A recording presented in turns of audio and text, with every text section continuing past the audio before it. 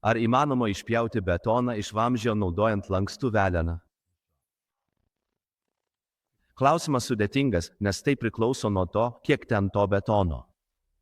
Ar visas vamzdis pilnas betono ir tas betonas turi didelių, storų kalkakmenio gabalų, žinote, yra tikras kietas betonas, kuris yra kietesnis už patį vamzdį, kuriame jis sukietėjo.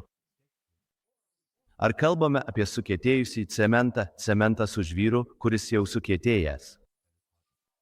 O gal kalbame apie sukietėjusį plytelių glaistą vamzdžio viduje? Šaknų šalinimo įrankis be problemų išpjaus kietus, tvirtus užsikimšinus.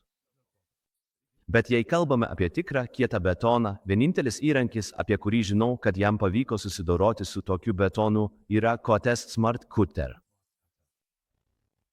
Be to, aš pirmiausia pradėčiau nuo įprastos grandinės, kad išbandyčiau, pažiūrėčiau, kas nutiks, tada pereičiau prie šaknų šalinimo įrankio, nes jis užima apie 90% vamzdžio vidinio skersmens, o jei ir tai nepadėtų, tada naudoti Smart Cutter.